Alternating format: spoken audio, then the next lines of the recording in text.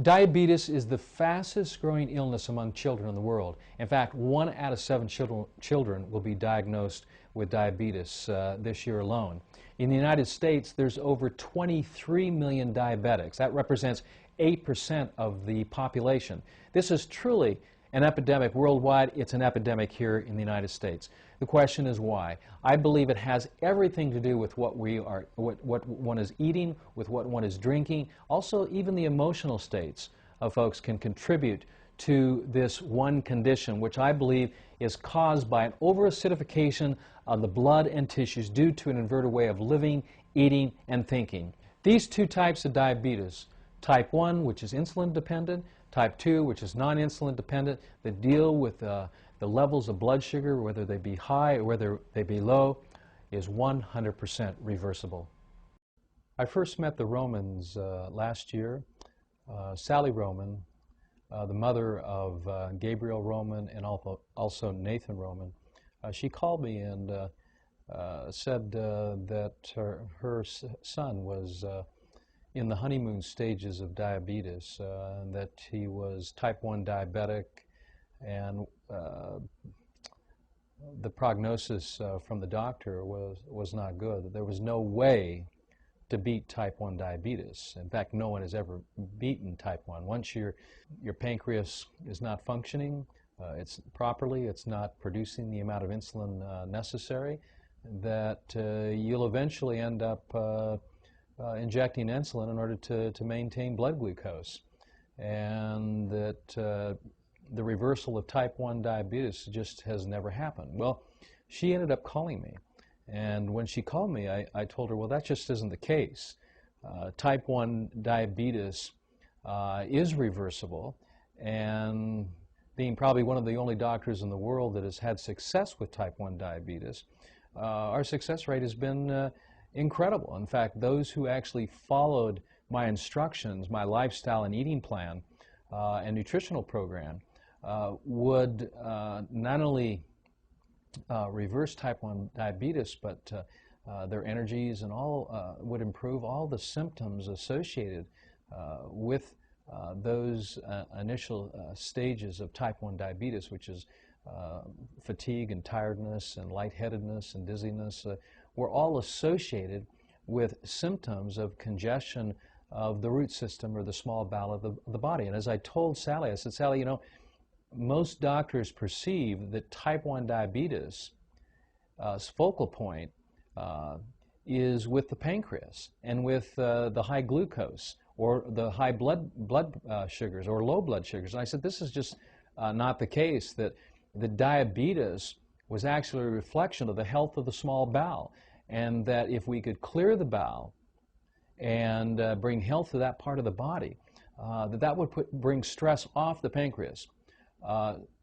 Most folks don't realize that the pancreas, one of its main purposes is not just to provide insulin, but also to provide sodium bicarbonate to help alkalize the food as it comes out of the stomach. So if we could then develop an eating plan that Nathan could embrace, that he had a good chance of reversing this. When I saw Gabriel, you know, he had the typical outward appearances of a type 1 diabetic: underweight, he was tired, he was fatigued, and he just wanted his life back. He wanted more energy. He wanted to feel like other kids. He wanted to be able to go out and play with energy and vigor, and he just didn't have that. And he wanted to do whatever it took to reverse this condition. And I saw that not only in his eyes, but I also felt it in the words that he spoke to as well. And so I knew that he was going to be a great candidate. If anyone was going to beat this, Gabriel was going to beat it. And so we sat down and we talked about his condition.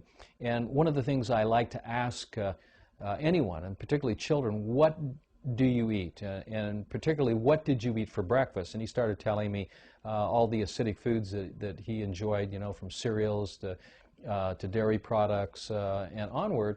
We talked about this, and I said to him, Gabriel, one of the things that's going to be the most challenging for you to help beat this condition of what I believed was over acidity.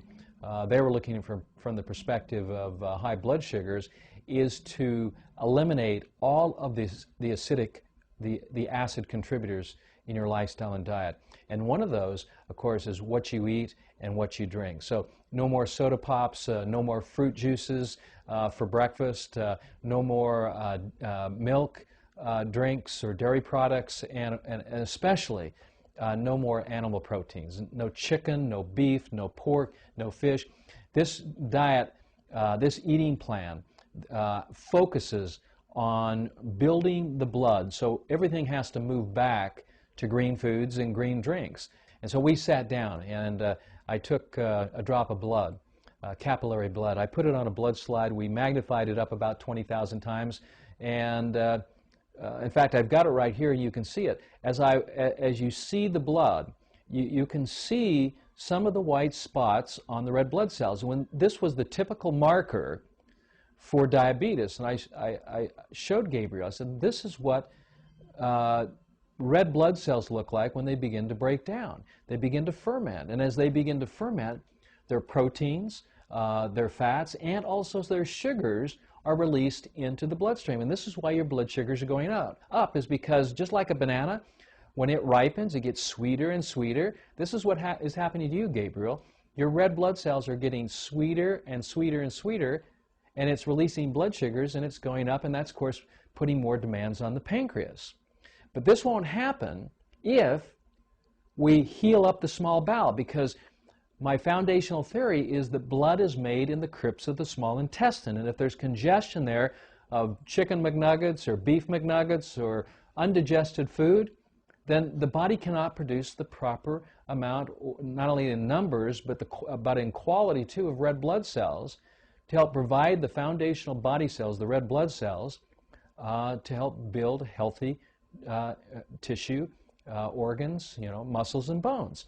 And so this was going to be the focus, and he embraced this immediately, and this was wonderful. And then I showed him, and as you can see right now on the screen, I showed him his dry blood, and I said, Gabriel, these are the patterns that you see in the dry blood. Look to the center. Do you see the dark center? That's undigested food, undigested animal protein. And you see the white areas inside the center?